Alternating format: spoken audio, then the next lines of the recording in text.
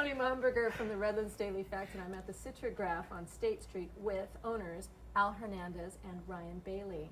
This is the oldest business in Redlands. Now, Tom Ashley says technically the cemetery, Hillside Cemetery, is the oldest business in Redlands, continuously running, still going, and I say that it's not like it's going to go under, it's owned by the city. That's right. That's Cheater Pantry, and so you and guys... they don't have repeat clientele. They don't. They don't. But you guys are really doing it. You're keeping this business going and thriving and really preserving. It's not just that the business has been going a long time and that's historic for Redlands. The Citrograph is the history of Redlands. It's the history of Redlands, right? Okay, talk to me about, you are, by the way, I'm not going to let you speak, by the way, marking the 125th anniversary, you got ahead of the city by a little way. By a little bit. We started celebrating last July 16th, which was the date that it was founded. So this is our 125th year through the middle of this July. All right. Okay, back in the beginning, the Citrograph was the newspaper. Yes, Citrograph was the original newspaper in town. It started by CPO Craig back in 1887, and he produced it as more of a marketing tool to try to promote for back east, to bring people to Redlands.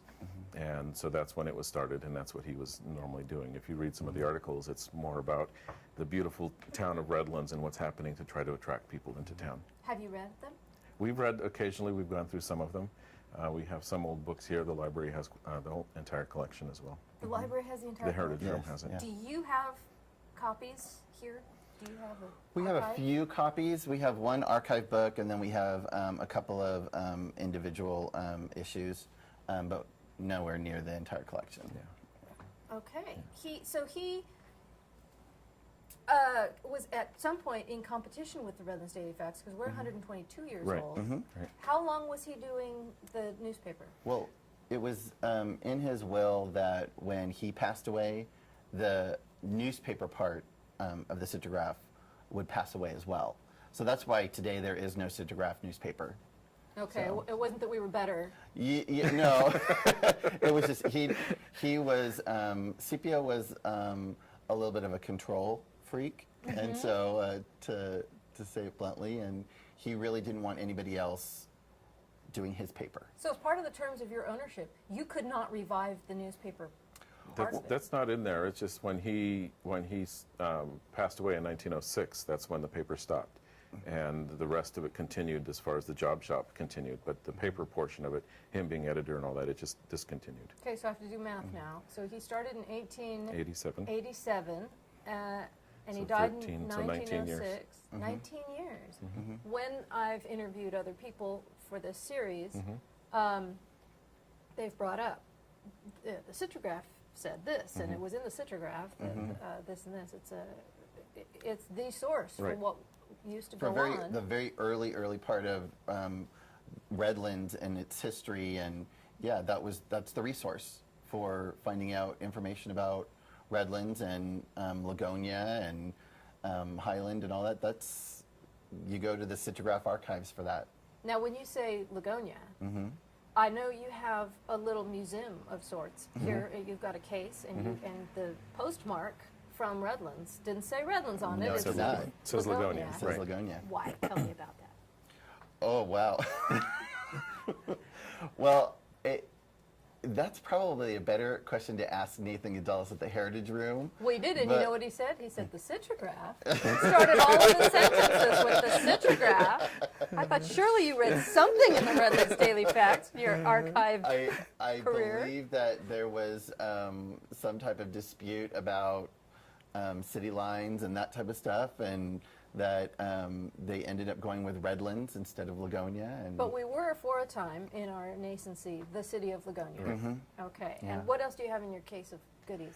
Well, we have a copy of the letter or the notice that went on the door the day that CPO Craig passed away, saying that the Citrograph was closed before his funeral. We have some old copies of the newspaper are in there, and a lot of it in there as well is the things that were printed back when he was running it to through the years. We've kind of added to it and updated so you can see the production quality through the different years of the Citrograph. So it's not just about the newspaper, it's also about the job shop part of it.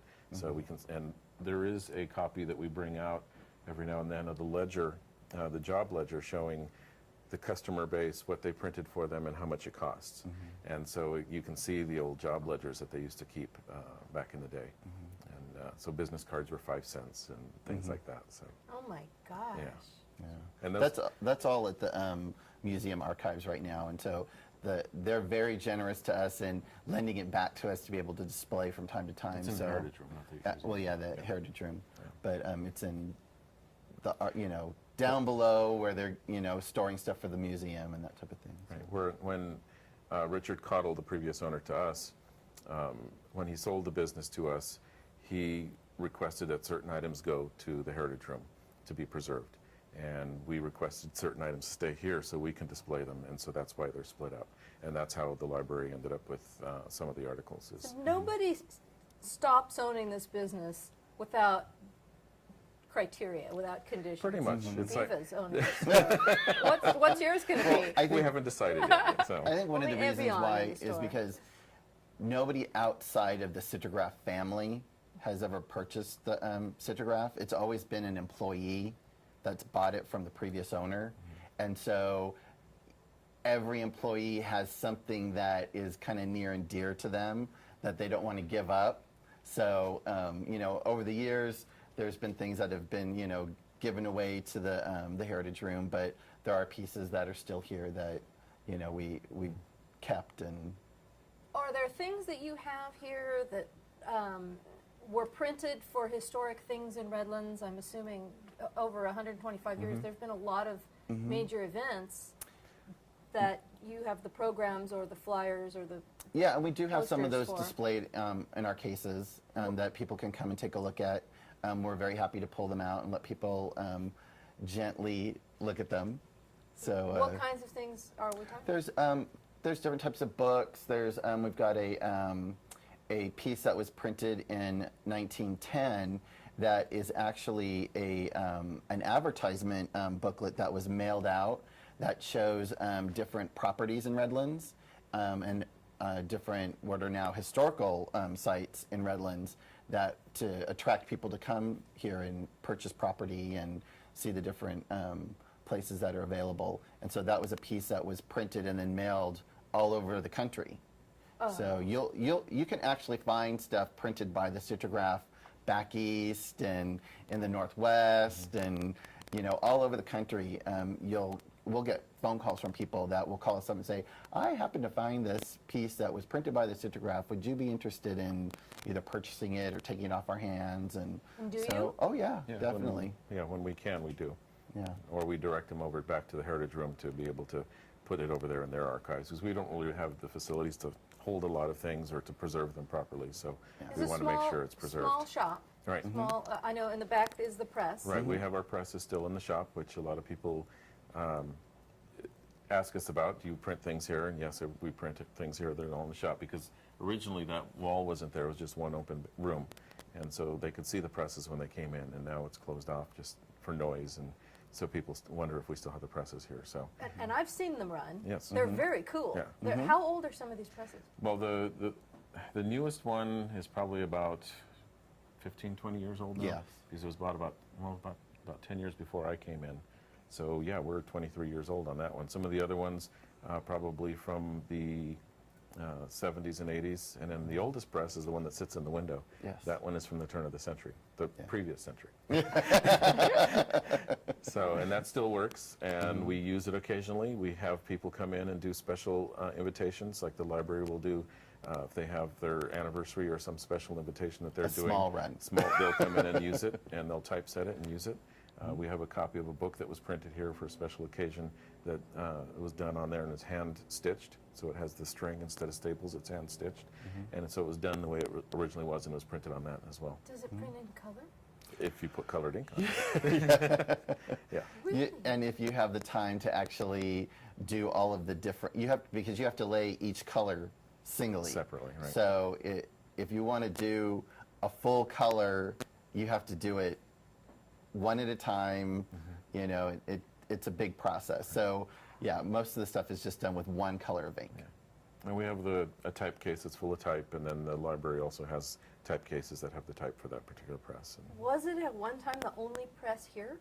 Is that how they did all their business? Yeah. yes. Yes. Wow, it must have taken Well- years to get something printed. Well, there was a bank of these types of presses in the shop, so there was like 4 or 5 of them going at the same time. So there was like one motor, and then they all had belts on them, and so they'd all be running at the same time. So you could get a lot more done in a short amount of time because they were all going at the same time. So, How do you know how to use it? well, It's pretty basic. It's yeah, there's a big wheel on the side, and you spin it, and the platen comes in and up against the rollers, and then that goes onto the paper and on the dies, and so it's a pretty basic machine, and doesn't be difficult to break because there aren't a whole lot of moving parts on it. But yeah. Are the presses that you bought more recently going to last that long?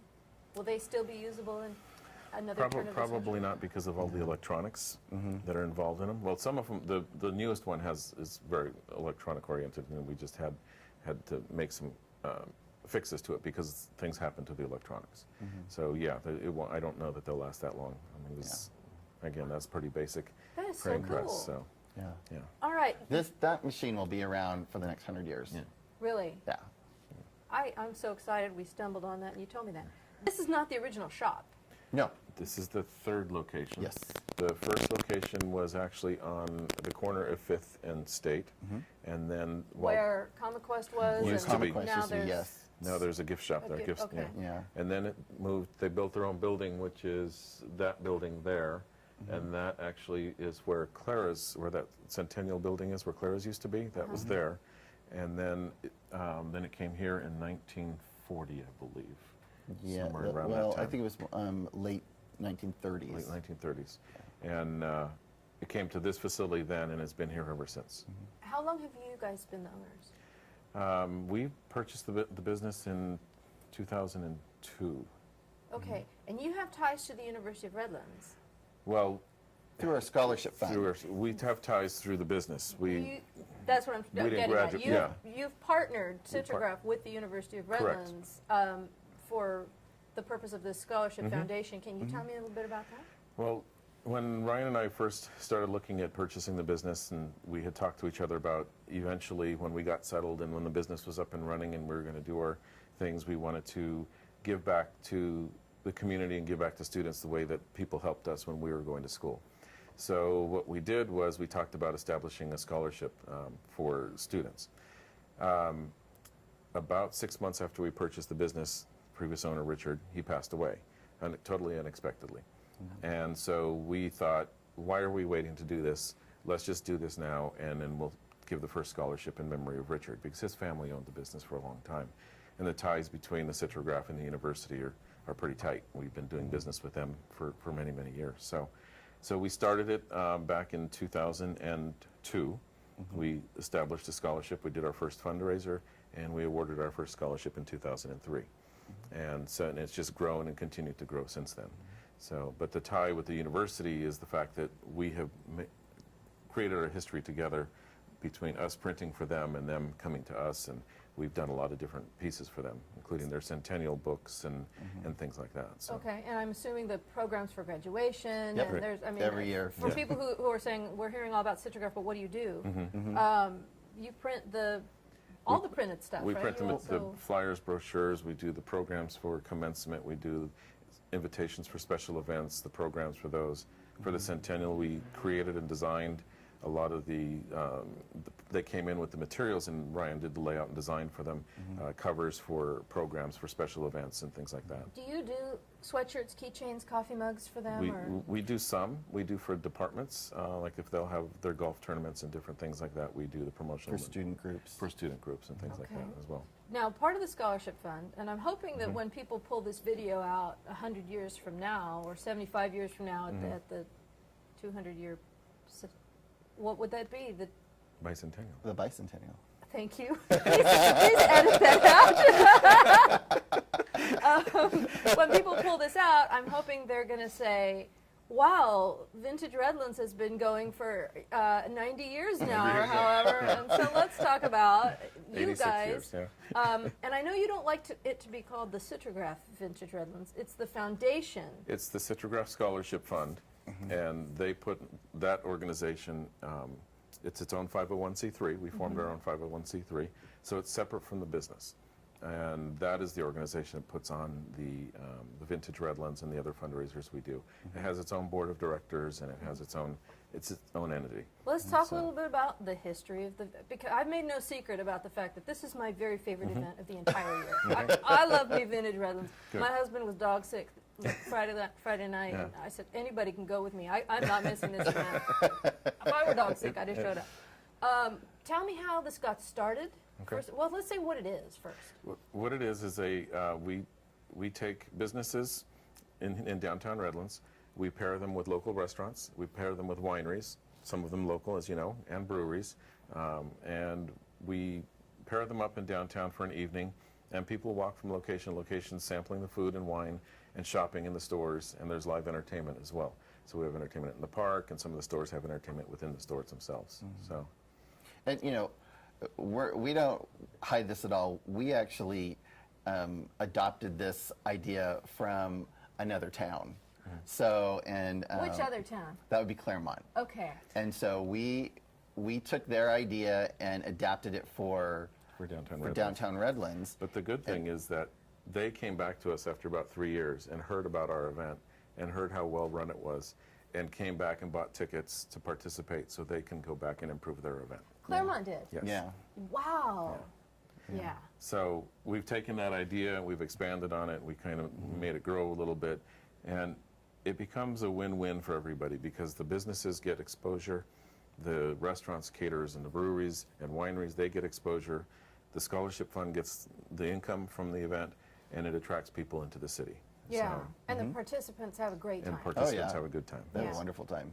Can't miss. Yeah. Yeah. All right. So it's a fun event. We have a good time with it, and you know, after 11 years, we kind of have it down pretty good. It's And been 11 years. this was our 11th year. How yes. has it changed since it started? When it started, it was just wineries, and well, yeah, it was just wineries. And when Hangar 24 came in, we asked them to be the first brewery. And in the past couple of years, they've helped us expand the breweries. So now we have 5 breweries. 3 of them are local, and we brought in 2 from the outside that they distribute. So Let's name drop all 3. there's Hangar Redlands. 24, Ritual Brewing, and Donkey Punch Brewing. Okay. And then local wineries, we did State Street Winery, and Paxton Cellars helps us get all the rest of the wineries. All right. Yeah. Who's been a participant the longest? Gourmet Pizza Shop has been in since day one. And Farm Artisan Foods. Farm Artisan Foods has been a participant since day one. The cabinet factories in one form or another, when they used to be Burroughs, they were in since day one, and they are still here now as Cabinet Factory. I think Redlands Jewelers has been Redlands since Jewelers has been day one. since day one too. Yeah. I think that might be it at this point. Yeah. Other people have come and gone, so Okay. I assume it's something you plan to keep going until. as long as we can keep As long doing as it. you Yeah. Yeah. All right. So Okay. So what about the history of Redlands do you know as the Citrograph owners that I'm not thinking to ask that's just really cool? that's your question.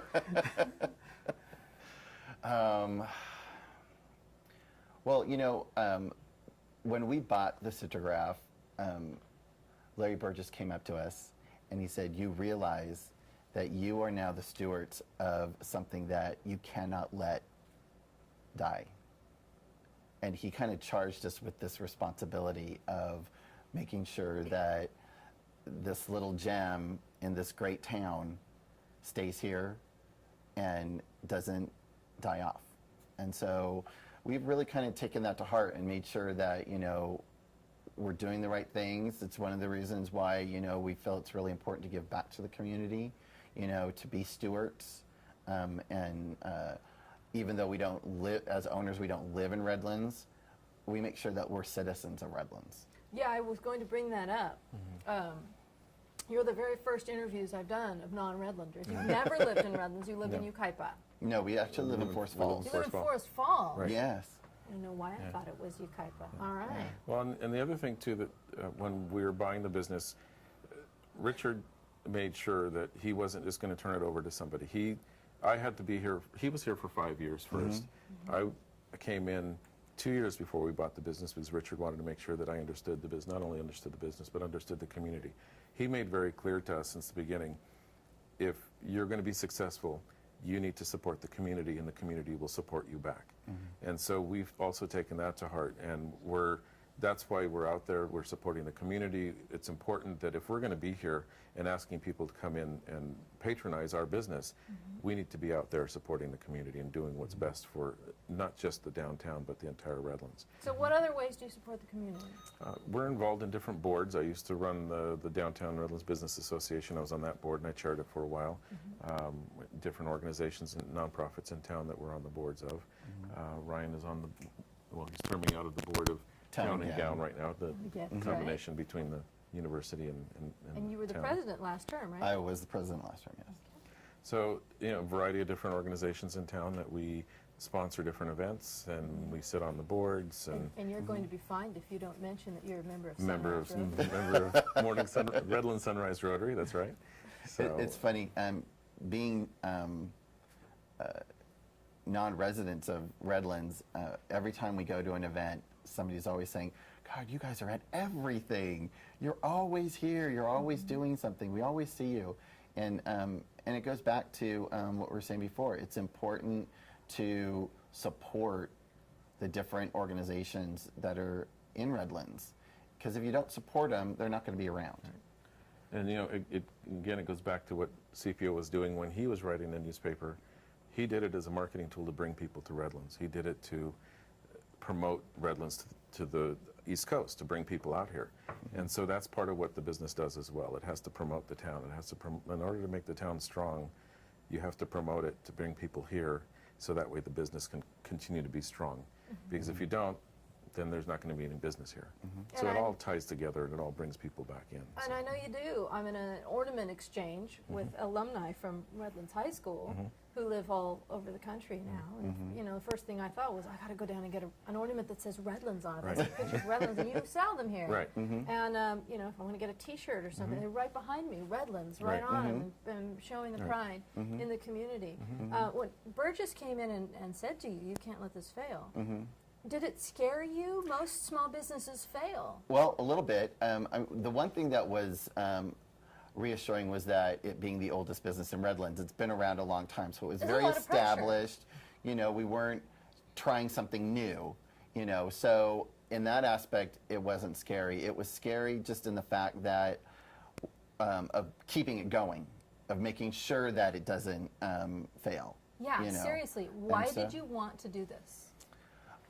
Well, when I was called to have an interview at the Citrograph, As an employee. As an employee, I turned down State Street and immediately was hit with this feeling that I had just turned down onto the street that I'm going to spend a majority of my life on. Were you discovering Redlands as you were interviewing for this job? Yes, I was. I mean, I turned off the freeway and turned down onto Orange and came down onto State Street. And as I was driving here, it just felt like I was driving home. And been here ever since. But as you were talking about Burgess telling you, Dr. Burgess telling you about this, I'm grasping the magnitude of what you were taking on. A small business in, how many years ago was this? This was in 2000 that we started talking about doing it. Okay, so the doing economy was good. But still, the record of small businesses is bad.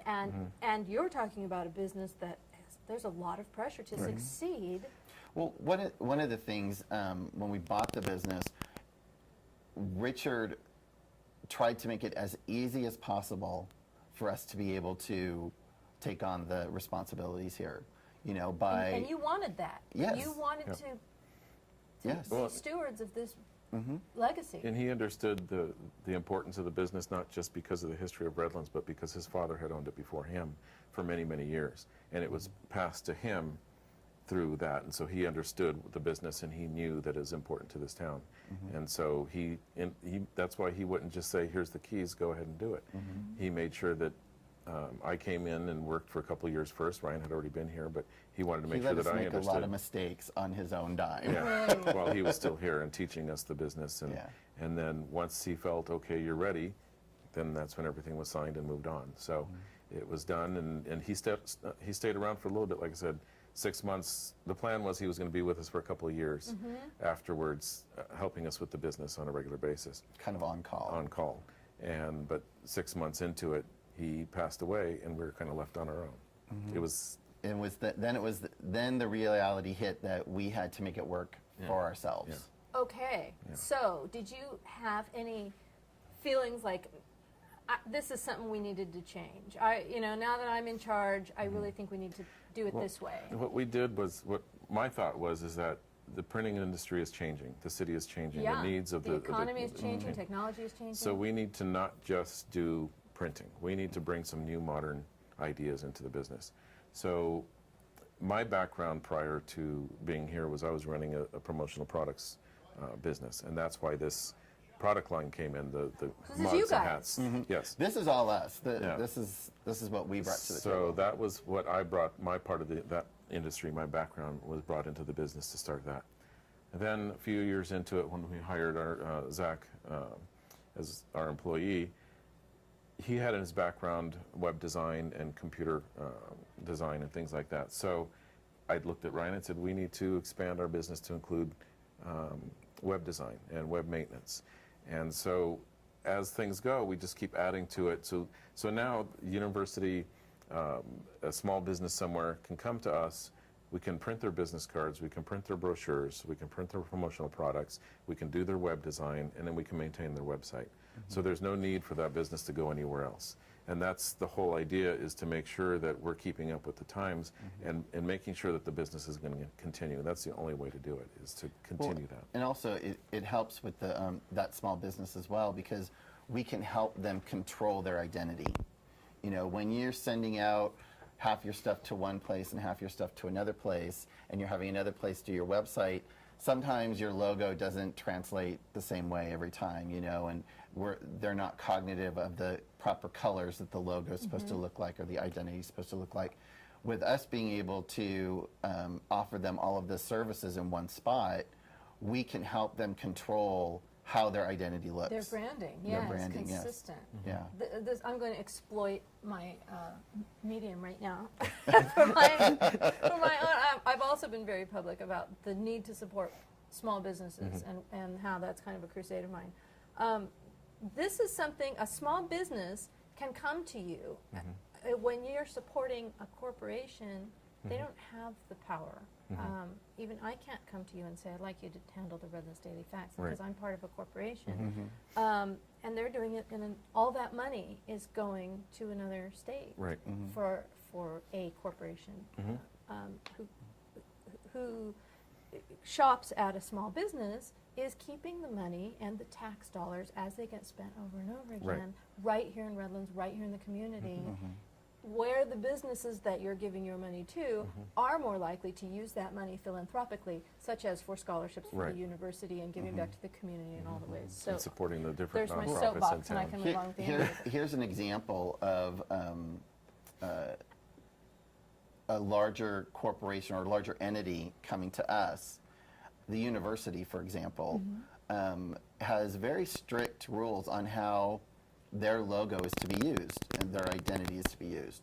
And so a department at the university will come in and they'll want something printed, and they'll have done something to the logo that isn't quite right. And so we can look at it and go, well, you're going to have to change the logo to look like this, because this is the rules that they've established for how their identity is being used. And if it's something that, it's just a little tweak, we can call them up and say, hey, we can call their marketing department up and say, hey, so-and-so's brought this in, this is what they've done, is it okay? Yeah. So we've got Seriously, that relationship. Just this one time, can we put a tiara on Thurber? And so we have that kind of relationship with them, that we can call them and make sure that things are being done the right way. Okay, what's the plan now? Do you have some things that you want to do, some changes you want to make in the future, or some plans to accomplish? Well, I think that one of the reasons why we survived the economic crisis that we had for the past couple of years is because we were small. And we weren't this big press house. You know, so many press houses were closing and downsizing during that time, and we just kind of kept plugging along. And so, as a business, you know, being small is not necessarily bad. No. You know, one of the things that people like about us is that they can walk through the door and they're going to talk to the owners when they want to get their job done. They're not going to talk to a sales rep, you know, and so that's kind of nice to be able to have as a service to this community. So the future plan is to stay small. To stay small, but expand maybe some of the services we offer, get a little bit more into the web design and staying away from social media. That's a whole other animal that don't even want to try to tackle. But as far as like websites and have Zach be more productive on that and expand the promotional items, because we don't really market it as come here for your promotional products. We market it as when you're here for your printing, we can also do this as well. Well, so it's a package deal versus. I'll bet you that people didn't know you sold Redlands Christmas ornaments. There's a lot of people that don't. Stock up, because now they know. Now they know. So, well, the plan with that was to every year to come up with a special one for that year, so it's a commemorative piece. And the initial idea behind selling the retail products, the shirts and the mugs, and that was not only to be able to have some history of Redlands, because a lot of the products have the crate labels and things like that from the past, but it's another way for us to raise money for the scholarship, because a portion of the profits from the retail items go directly back to the scholarship. And so that's kind of a way to have an ongoing income stream for that, rather than having to always do fundraisers all the time. So people come in and buy their souvenirs and their memorabilia, and it's part of it's going towards the scholarship. So it's, you know, kind of integrate everything in there, but it helps us throughout the year. Let's mention a few things that they can get just by without special ordering. I know that we could get golf tees or whatever that said Redlands Daily Facts on or whatever. I could walk in here and get some postcards. You can buy postcards. A sweatshirt, a coffee mug. What? And mugs and shirts, mouse pads. We've also done some cutting boards, keychains now as well. We have new keychains.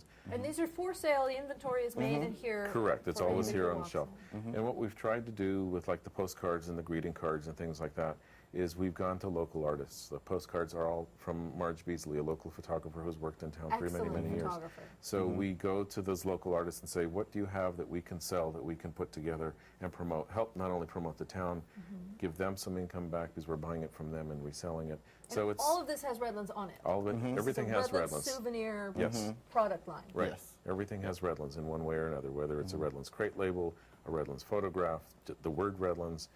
We design specific logos for the product. And also on one of the shirts, we've actually taken a logo from an old historic piece, a book, and we took the Redlands logo and recreated it and put it on a shirt. We did that. We've done that twice now. Yeah, actually, we've done it twice.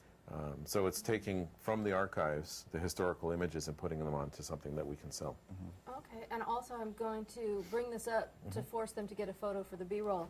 When you began, I was here the day, July 16th, when you started your Quasquicentennial celebration, and you were giving out crate labels that said Newsboy on them, and had your logo, which you're wearing on your shirts, in the corner, and I framed that and put that in my office. I love that. Well, the reason we picked that Newsboy is because if you look closely, the paper boy is carrying a copy of the Citrograph. That's the original label, and he has a copy of the Citrograph under his arm. Okay. Yeah. My mother bought me a coffee mug that has that Newsboy crate label on it because she thought it was appropriate for me at the Redlands Daily Facts. Right. So let's not tell her about that. It's got the competition, on it from way back. Way back when, Anyway, all right. So what cool thing do you have in your memory here that I'm not knowing to mine for? What didn't I ask? Oh my goodness, you were pretty thorough. Then I will say thank you for joining us this morning, and wow, what a great interview. You know, Good stuff. actually, you know, because you can like recut this in, but Absolutely. we were fortunate back in 2007 to have Huelhauser come and do an impromptu visit. He just popped in and to say hi and sat down with us for probably a good hour, hour and a half, and we just chatted with him about the history of the Citrograph and Redlands, and it was really, really a moment for us where we were able to have this person who knows the history of California and have his undivided attention for a good hour and a half. And we pulled out some of the old documents and let him look through them and let him look at the newspaper. And was he filming or just talking? He just came in. He was doing an event in town. Just wanted to see the business, and he had heard about it and wanted to know a little bit more about it. And so he, like about an hour and a half, he came in, and then he went up to do his special event after that. So. Okay, here's what's going through my head. We've been sitting here talking for about 40 minutes. He thought of questions that I haven't thought of, and you gave him information that you haven't given me. Oh, don't ask me what we talked about. It was so long ago. Well, he did a lot of the talking. He was a talker, so he did a lot of talking. Right. But it was a lot of the same questions really about the history and how we got involved and the things that we're doing, and so. But that's really, I think, evidence of your historic significance here, just your importance and value here in this community. Well, and we haven't mentioned this yet, but a few years ago, we've celebrated our anniversary every 5 years. We put on a special event since we bought the business, and every year we celebrate it, obviously, but there's something else special every 5th year. And when we were looking at doing it a couple of years ago, we wanted to know. We knew we're the oldest continuously operating business in Redlands, but we wanted to see how far that extended out. So we sent information to our Printing Industry Association and discovered then that we were actually the oldest continuously operating print house in California and possibly on the West Coast. They don't have all the details of that. There's a couple of businesses that had started up and then they stopped and then they went back in business again. But continuously operating, we are the oldest, at least in California. Oh, I wish we'd gotten that at the beginning of this interview. or you can just edit it in. Switch it all around. And so that came from the Printing Industry Association as the oldest print shop, and we're the first and oldest member of the Redlands Chamber of Commerce as well. So we're actually older than the Redlands Chamber, we're older than the city. So yeah, some of these tidbits keep coming out as we do our little exploration for our special events and things like that. We try to get a little bit more information as they come through. Do you know what the second oldest business in Redlands is? Not offhand, no. I'd be interested to know by how much Maybe you you hold guys? that record. Well, They might be. maybe Still we operating, started in yeah. 1890. So, Yeah. like October 23rd. I don't know if There's a lapidary over on Colton that's pretty old as well. Teledyne Battery. I don't know. No, they haven't been around that They long. haven't been around that long. No. Okay. So, Yeah. All right. Well, then So. find out what it is. We'll edit it back in. Okay. All right. That was great stuff. Thank you for joining us today. It was a great interview. and You're lots of welcome. good Thank you. stories.